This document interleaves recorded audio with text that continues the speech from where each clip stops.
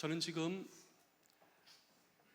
르네상스 시대 최고의 작품과 조각상을 여러분께 보여드릴 텐데 사진을 한번 보여주시기 바랍니다.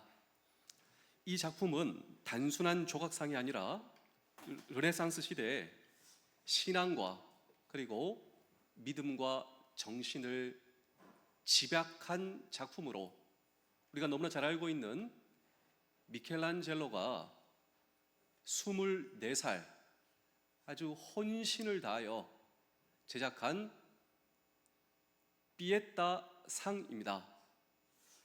그런데 왜 이것이 단순한 조각상이 아니냐면 예수님께서 돌아가신 후 어머니 마리아가 아들 예수님을 끌어안고 비탄과 슬픔에 잠긴 이 신앙과 믿음과 그 시대의 정신상을 집약한 작품으로 지금 현재 로마 바티칸 박물 안에 있는, 그러니까 역사를 걸친 최고의 작품 가운데 하나다 해도 과언이 될 수 없고 지나치다 할 수 없습니다. 문제는 1972년 5월 2일 한 젊은 청년이 이곳에 방문하여 몰래 숨겨온 망치를 꺼내 이 작품 위로 올라가 15번을 내려쳤습니다. 이 작품은 순식간에 200여 개의 파편이 되어 눈과 코와 발과 다리, 이 모든 것이 끊어지게 되었습니다. 이 작품의 가치를 알고 이 작품의 소중함을 아는 사람, 그 모든 사람들에게 제기된 질문은 이것이었습니다. 이 작품이 과연 회복될 수 있을까? 200여 개로 분해가 된 이 작품이 그냥 이렇게 훼손되어 끝나는 것인가? 왜 이것을 우리는 지키지 못했나? 왜 이런 일이 일어날 수밖에 없었나? 그런데 저는 비단 이 질문이 그들만의 질문이 아니라고 생각합니다. 사실 이 피에타 작품보다 더 소중한 것이 있잖아요. 그것은 바로 여러분들의 인생이지 않습니까? 우리의 가정과 공동체지 않습니까? 그런데 우리에게 주어진 인생을 살다 보면 내 인생이 마치 파편처럼 쓰러져 내 인생이 어떻게 이렇게 됐나? 과연 내 인생은 회복될 수 있을 것인가? 라고 하는 질문을 가지고 이 자리에 오신 분들도 저는 있을 수 있다고 생각합니다. 또 우리의 가정이 어떻게 이렇게 해체되었나? 우리의 가정이 어떻게 과연 회복될 수 있을 것인가? 라고 하는 질문 말이죠. 때로는 우리의 조직과 공동체가 과연 회복될 수 있을까? 어떻게 이렇게 될 수밖에 없었나? 라고 하는 질문 말입니다. 한 걸음 더 나아가 저는 정말 이런 생각을 하고 있습니다. 내가 내 신앙과 믿음이 뜨거웠을 때가 있는데 과연 내 신앙이 회복될 수 있을 것인가?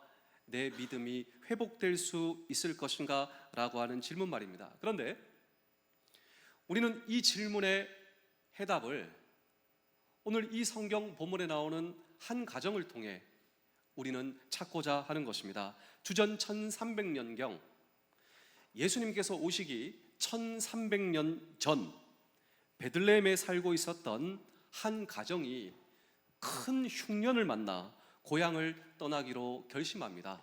베들레헴. 예수님께서 오시기 정확히 1300년 전 찾아온 흉년. 그런데 경제적 탈출구를 찾기 위해 당시 이방 땅이라 할 수 있었던 모압 땅으로 베들레헴에서 모압으로 이사를 가게 되는 것입니다. 당시 모압은 기회의 땅, 그리고 경제적 탈출구를 얻을 수 있는 땅이라고 생각하여 그 모압 땅으로 이사하게 되지만, 이사한 후 줄줄이 모든 남자들이 죽음을 당하는 비극을 경험하게 됩니다. 남편이 훌쩍 세상을 떠나버립니다. 두 아들이 훌쩍 세상을 떠나버립니다. 남은 건 누구입니까? 네, 시어머니와 두 며느리예요. 찾아온 흉년, 경제적 탈출구를 찾기 위해서 모압 땅으로 이사했지만 줄줄이 찾아온 비극. 우리의 가정에 모든 남자들이 세상을 떠나게 되었다. 남은 여인 시어미 나오미, 며느리 둘, 그 중에 한 명이 롯입니다. 이 가정이 회복될 수 있을까요? 라고 하는 질문 말입니다. 우리의 소중한 가정, 나의 소중한 인생, 과연 미래가 있을 것인가? 과연 이 가정은 희망이 있을 것인가? 라고 하는 질문을 오늘도 우리는 이 성경 본문 속에 던지고, 그리고 오늘 저와 여러분들의 인생, 치유를 경험하기 위해서 만지시는 하나님의 손길이 이 가정에 임했다라고 하는 것입니다. 여러분, 이 가정 희망이 있을까요? 예. 이 가정 어떻게 희망을 말할 수가 있는가? 이 가정에 놀라운 하나님의 계획이 있었습니다. 이 가정에 놀라운 하나님의 회복과 치유의 계획, 사실 상상이 안 되시죠? 그런데 이 가정을 만지시고 이 가정이 경험했던 하나님의 치유와 회복의 과정을 오늘 저와 여러분들은 주목하고자 하는 것입니다. 이것을 통하여 우리의 공동체와 우리의 가정과 우리의 삶에 치유의 회복의 희망을 찾고자 하는 것입니다.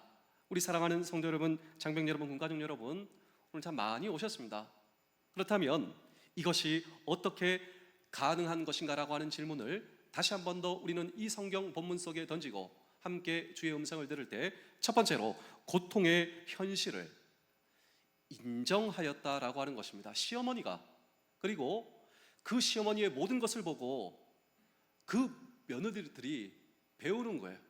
자, 우리 다 함께 우리 룻기서 1장 19절의 말씀을 함께 읽겠습니다. 시작. 이에 그 두 사람이 베들레헴까지 갔더라. 베들레헴에 이를 때 온 성읍이 그로 말미암아 떠들며 이르기를 이가 나오미냐 하는 자. 자, 이 룻기 1장 19절을 보시면 두 며느리 가운데 한 며느리는 자기 갈 길로 가고 한 며느리만 이 시어머니를 따라옵니다.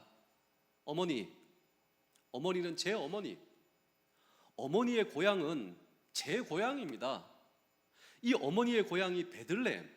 그래서 이 룻이 어머니를 따라, 시어머니를 따라 도달한 것입니다. 그런데 도달할 무렵 내 고향에서 소동이 일어납니다. 무슨 소동이 일어나냐면 나오미가 아니냐. 근데 그 나오미가 경제적 탈출구를 찾기 위해서 이사한 나오미가 아니냐. 수군거리며 한바탕 소동이 일어나는데요. 우리 룻기서 1장 20절도 한번 읽어보겠습니다. 시작. 나오미가 그들에게 이르되 나를 나오미라 부르지 말고 나를 마라라 부르라. 이는 적는 자가 나를 심히 괴롭게 하셨습니다. 자, 이 나오미의 이름의 뜻이 있는데요. 시어머니 나오미의 이름의 뜻은 기쁨입니다. 기쁨. 정말 나는 내 인생을 기쁘게 살고 싶다. 몸부림치는 인생이지만 내가 기대하는 기쁨의 인생을 살지 못하는 것. 여러분, 사실 이 나오미를 통하여 우리의 인생도 볼 수 있지 않습니까? 그런데 나오미가 이렇게 얘기합니다. 이제 나를 나오미라 부르지 말고 반대로 마라라 불러주십시오. 여러분, 이 마라는 이스라엘 백성들이 고통을 경험한 장소의 이름이 마라인데요. 이 마라의 이름의 뜻은 쓴물이다. 인생은 쓰다, 고통이다. 다시 말하면 내 인생을 고통의 인생, 괴로움의 인생으로 불러주십시오. 나는 모든 것을 잃어버렸습니다. 그런데 우리는 이것을 통하여 발견할 수 있는 이 나오미, 고통의 현실을 외면하는 것이 아니라 고통의 현실을 인정하고 고백하는 그녀의 인생. 내 인생은 초라합니다. 내 인생은 고통을 경험했습니다라고 하는 현실에 대한 인정이다라고 하는 것이죠. 여러분, 사실 우리가 결론적으로 보면 알 수 있지만 나오미의 인생이 이렇게 끝나지 않습니다. 나오미를 따라온 그 며느리 룻의 인생이 여기서 끝나는 것이 아니에요. 그런데 우리가 바라볼 수 있는 이 성경의 나오미라고 하는 여자의 인생을 통하여 배울 수 있는 중요한 것이 있다면 치유, 그리고 인생의 힐링이라고 하는 것은 언제나 나의 과거를 용기 있게 대면하고 인정할 수 있는 것, 외면하는 것이 아니라, 피해가는 것이 아니라, 고통스러운 과거가 있다 할지라도 이것을 인정하고 대면하는 용기. 그런데 여기서부터 우리의 인생에 진정한 치유가 일어날 수 있다, 우리가 볼 수 있지 않습니까? 그렇습니다. 우리는 보통 우리의 인생의 고통이 찾아올 때 우리가 보일 수 있는 보편적 반응은 부인입니다. 부인. 그리고 외면입니다. 아파도 아프지 않은 척, 고통이 있어도 은폐와 도피를 한다라고 하는 것이죠. 그런데 이런 반응은 결과적으로 고통을 연장할 뿐, 심화할 뿐, 치유에 전혀 도움이 되지 않는다라고 하는 것입니다. 제가 좋은 책 한 편을 여러분께 한번 소개해 드릴 텐데요. 제가 종종 여러분께 소개하는 책 가운데 인생 수업이라고 하는 좋은 책이 있습니다. 이 책은 세계적인 정신의학가 닥터 엘리자베스 퀴블러로스 여사로, 이분의 기여가 있다면 호스피스 사역을 전 세계적으로 확대시킨 아주 소중한 박사님이십니다. 이분은 죽음을 판정받은 많은 환자를 봤어요. 이 환자를 케어하고 정신적으로, 그리고 기여를 해주고 도와주고 몸이 아픈 이 부분을 도와주는 이 호스피스 사역을 직접 하면서 얼마나 많은 이 시한부의 환자와 인생을 봐왔는지 모르겠습니다. 근데 이분이 보면서 보편적 특징이 있다라고 하는 거예요. 사람이 죽음을 판정받게 되면, 그런데 이것이 누군가의 이야기가 아니라 제 이야기예요. 저도 한 번 죽습니다. 여러분도 두 번이 아니라 한 번 죽어요. 모든 사람이 한 번 경험하는 죽음. 그런데 이 책은요, 그렇게 시한부의 인생을 통보받는 것이 축복이다라고 하는 거예요. 대부분의 많은 사람들은 내가 죽는다라고 하는 사실도 모르고 떠나가는 사람이 있다라고 하는 거예요. 그런데 왜 통보받는 것이 축복이냐면 준비할 수 있다라고 하는 거예요. 이것이 얼마나 큰 축복인지. 그런데 그렇게 통보받는 사람들의 보편적 단계가 5단계가 있는데, 첫 번째로 부인, 부정이다. 누군가가 저에게, 목사님, 죄송한 말씀이지만 목사님 3달 뒤에 돌아가십니다 라고 제가 그런 시한부의 인생을 통보받으면요, 제가 이렇게 반응한다라고 하는 거예요. 의사 선생님한테. 아닙니다. 그 잘못하신 것입니다. 동면이인이겠죠. 제가 아닙니다. 이게 뭐냐면 내 죽음을 부인한다라고 하는, 부정. 아닙니다. 그런 말 하지 마십시오. 이 단계가 지나간다라고 하는 것이죠. 두 번째로 분노한다라고 하는 거예요. 왜요? 왜 하필 나란 말입니까? 그 죽음을 판정받게 되면 처음에는 부인했다가 화를 낸다는 거예요. 아닙니다. 왜 하필 나란 말입니까? 이 단계도 지나간다라고 하는 것입니다. 그래서 3번째 단계는 흥정이에요. 타협. 의사 선생님, 한 번만 살려주십시오. 제가 무릎을 꿇어요. 의사 선생님의 바지 가랑이를 붙들고. 그리고 제가 하나님께 부르짖습니다. 하나님, 한 번만 살려주십시오. 한 번만 살려주십시오. 시키시는 거 다 하겠습니다. 저 뭐든지 다 하겠습니다. 이런 흥정과 타협의 시간이 지나간다라고 하는 거예요. 4번째로 우울입니다. 깊은 우울증에 빠져요. 그러면서 내 인생을 객관적으로 돌아보기 시작하며 인정하기 시작합니다. 결과적으로 받아들일 준비를 시작한다. 낙심에 깊이 빠진다. 이 시간도 지나간다라고 하는 것이죠. 다섯 번째, 수용과 용납입니다. 피할 수 없는 인간의 죽음의 결과를 받아들이고 여기서 끝나는 것이 아니에요. 그 후에 어떻게 될 것인가, 미래를 준비한다라고 하는 거예요. 나는 이제 어떻게 될 것인가. 이 모든 것을 받아들이고 나에게 펼쳐질 그 이유에 대해서 미래를 받아들이고 준비하고 미래를 향해 다시 걸어나갈 준비를 시작한다. 그래서 이게 축복이라고 하는 거예요. 소중한 사람과의 남아있는 그 시간을 준비하는 시간. 그런데 사실 우리 소중하고 사랑하는 사람들이 내 옆에 다 있기 때문에 우리는 사실 그 시간을 소중하게 여기지 못합니다.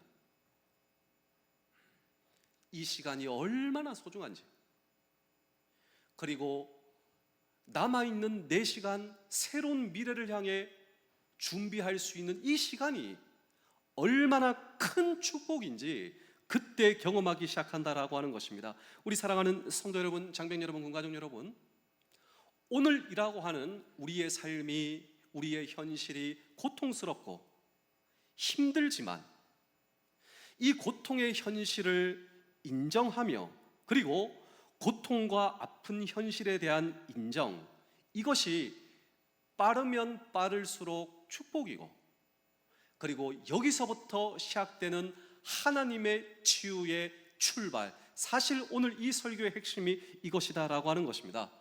오늘 이 나오미의 가정, 남편과 두 아들의 죽음을 경험하면서 얼마나 힘들고 아프고 낙심과 좌절의 시간이었습니까? 그런데 시어머니 나오미는 도피하지 않기로 결심한다라고 하는 것이죠. 고향 사람이 어떻게 생각한다 할지라도 현실 앞에 용감하게 직면하기로 결심하는 것, 그리고 고백합니다. 나는 모든 것을 잃어버렸습니다. 사실 이것이 그녀의 가정의 치유의 시작이었고, 그녀의 가정의 놀라운 축복은요, 조금 이따 볼 테지만 상상도 할 수가 없습니다. 그렇습니다. 지나간 저와 여러분들의 시간 동안 우리의 인생에 경험된 낙심과 좌절이 왜 없으시겠습니까?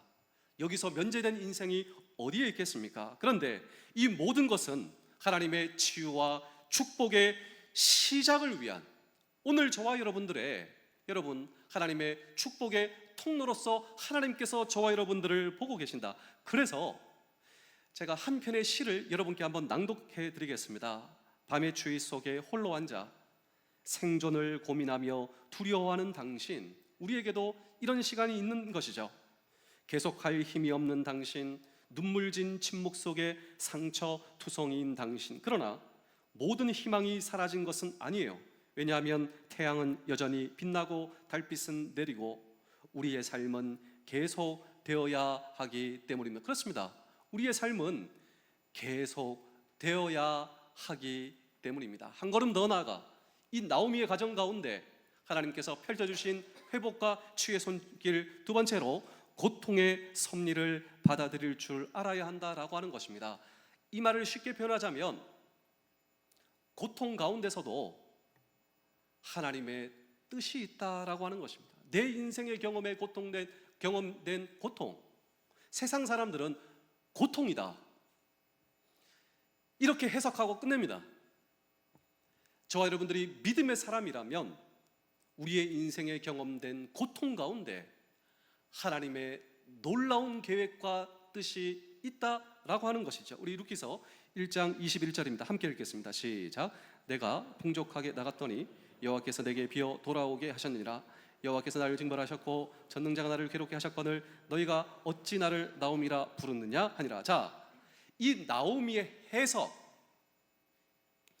이 해석은 맞을 수도 있고 틀릴 수도 있습니다. 모압 땅에서 경험했던 일련의 절망과 비극, 이것은 나오미의 고백이죠. 내가 베들레헴을 떠났기 때문입니다 라고 하는 그녀의 고백 말입니다. 맞을 수도 있고 틀릴 수도 있어요. 하나님께서 동의하실 수도 있고 이 고백을 하나님께서 동의하지 않으실 수도 있습니다. 또 이것은 일종의 자신의 한탄일 수도 있습니다. 그런데 우리가 주목해야 할 것은 이 나오미의 고백을 통하여 그녀는 자신의 고통의 원인, 그리고 이 모든 것 중심에 있어서 해석을 하는데요, 그 해석이 바로 하나님 중심으로 해석한다라고 하는 것입니다. 내가 경험한 고통, 내가 경험한 비극, 하나님 중심으로 어떻게 해석하냐면 이 해석은요 이것입니다.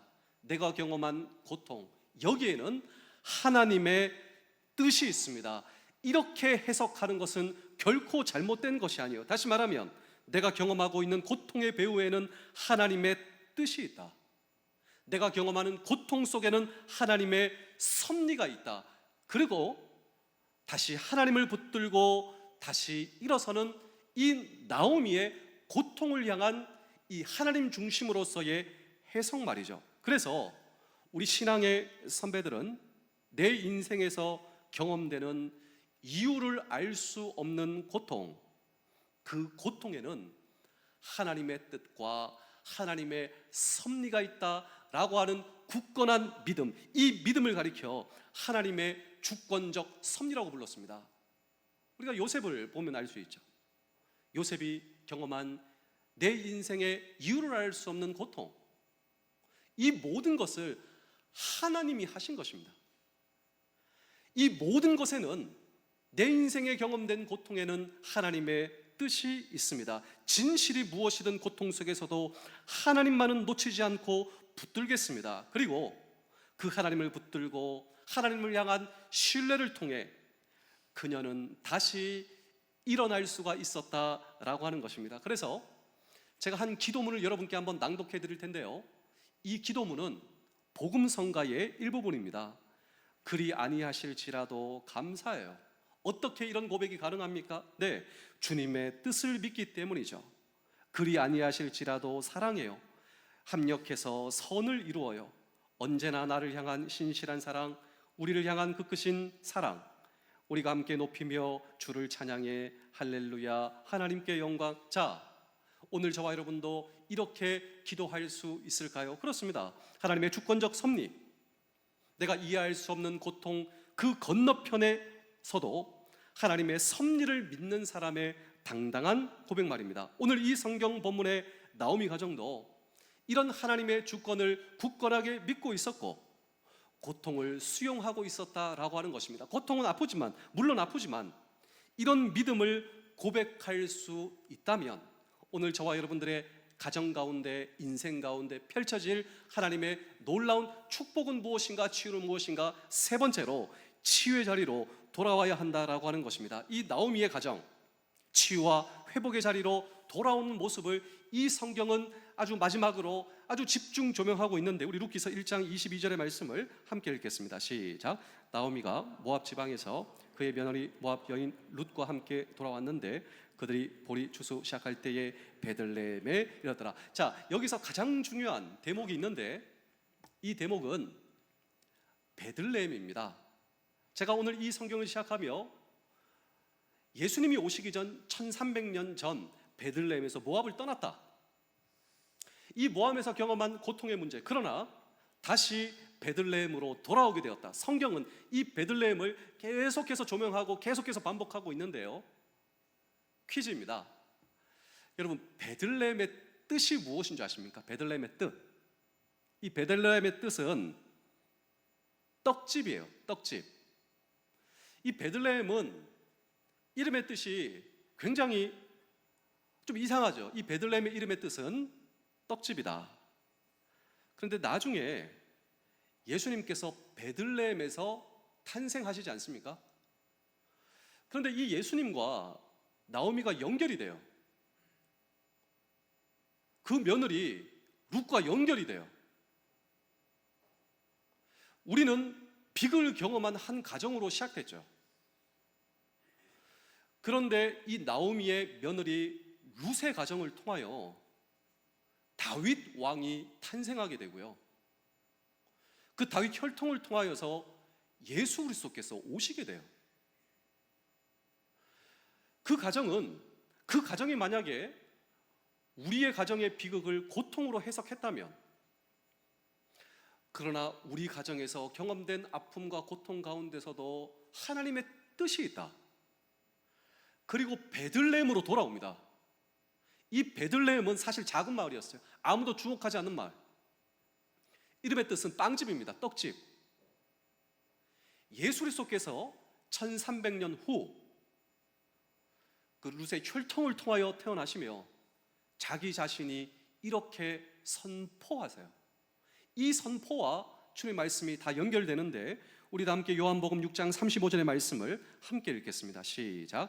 예수께서 이르시되 나는 생명의 떡이니 내게 오는 자는 결코 줄이지 아니할 터이요 나를 믿는 자는 영원히 목마르지 아니하리라. 자, 생명의 떡이 떡집에 오신 거예요.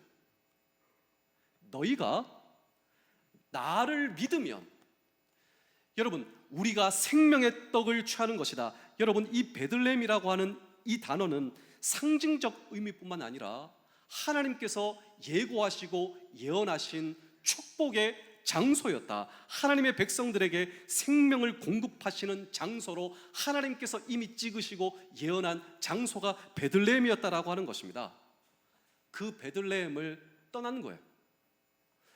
더 중요한 것은 그 베들레헴에 돌아오게 되었다라고 하는 것입니다. 생명을 공급하시는 장소, 다윗 왕의 혈통, 그 혈통을 통해 오신 예수 그리스도의 탄생, 그리고 하나님의 축복의 통로로 쓰임받는 하나님의 약속의 땅으로 도착하였으며, 나오미와 룻은 그 하나님의 축복의 통로로 쓰임받는 그 가문의 회복으로 하나님께서는 그 가정을 회복시켜 주셨다. 저는 이 말씀을 묵상하면서요,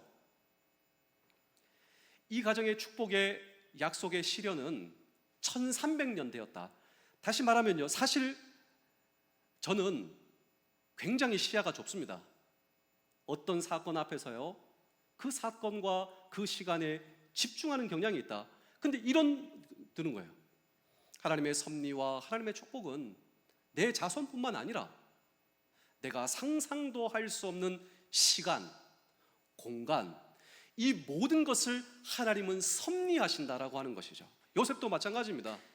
내 인생에 경험된 그 누군가가 나를 음해하고, 내가 팔려가고, 내가 감옥에 가고, 내가 여러 가지 경험하는 이 모든 것들, 우리 민족과 가정과 이 나라를 살리기 위한 하나님의 섭리의 손길이었다 고백하는 이 요셉의 고백이 하나님을 향한 고백이었다면, 우리 사랑하는 성도 여러분, 장병 여러분, 군가족 여러분, 오늘 저와 여러분들에게 필요한 것은 그렇습니다.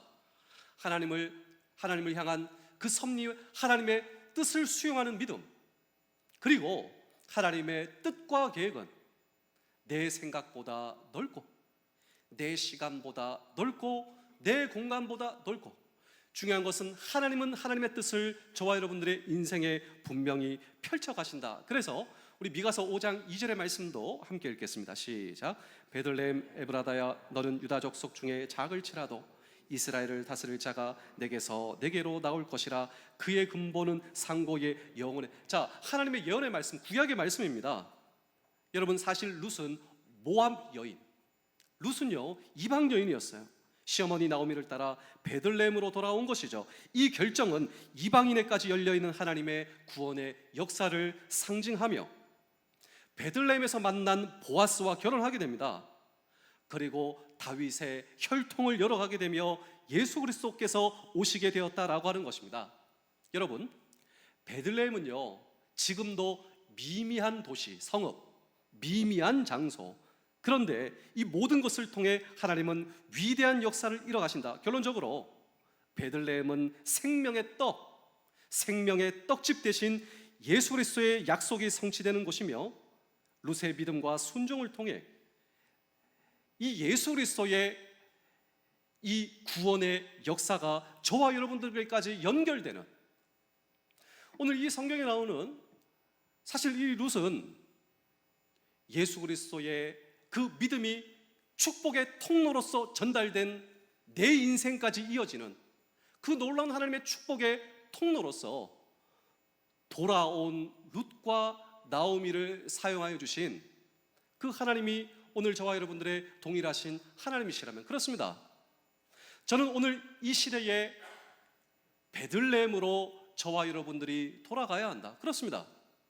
우리가 하나님의 사랑을 기억하는 그 하나님의 사랑의 자리로, 하나님의 뜻을 수용하는 믿음의 자리로, 하나님께서 저와 여러분들에게 말씀을 통하여 주시는 그 순종의 자리로 오늘 이 시대에 저와 여러분들의 베들레헴으로 돌아갈 수 있다면, 그 어떤 시련과 고통이 우리의 삶 속에 허용되어도 그 모든 고통 가운데 하나님의 섭리를 수용하며 현실을 인정하고, 그리고 한 걸음 더 나아가 하나님과의 그 순종의 자리, 사랑의 자리, 믿음의 자리로 돌아가는 오늘 저와 여러분들이 될 수 있다면, 그렇습니다.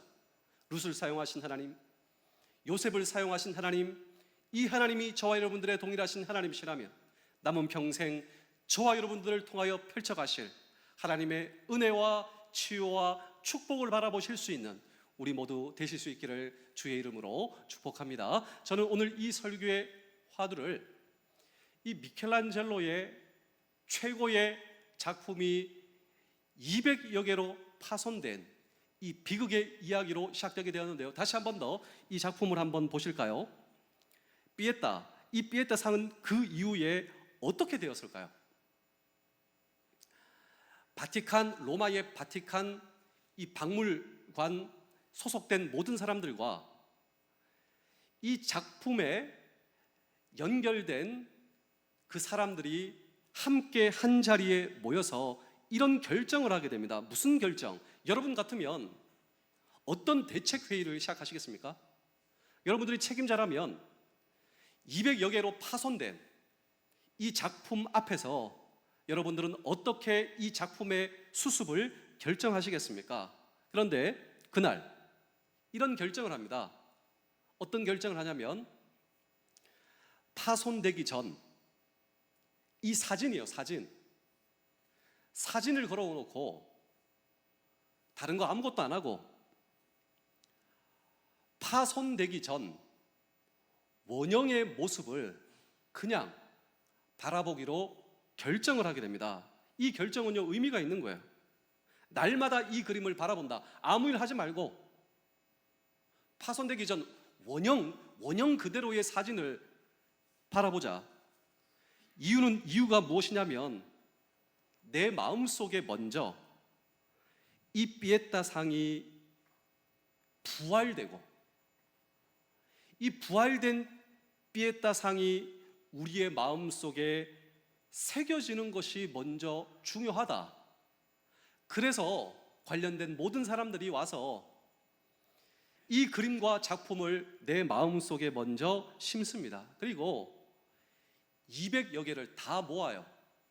200여 개 하나도 빠짐없이 파손된 200여 개를 모으고, 그리고 다시 수술하는 의사의 심정으로 회복을 위한 작업을 시작하는데, 이 작업을 시작한 지 불과 10개월 후 완벽하게 부활된 모습으로 이 작품은 회복될 수가 있었습니다.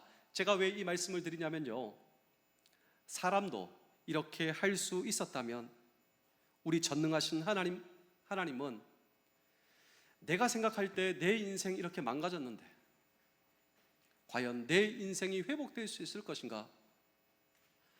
내가 생각해도 우리의 가정은 이렇게 상처가 있는데 우리의 가정이 과연 회복될 수 있을까? 내가 생각해도 우리의 공동체에는 이렇게 아픔과 이렇게 이 모든 것이 있는데 우리의 공동체의 회복이 가능할 것인가? 그렇습니다.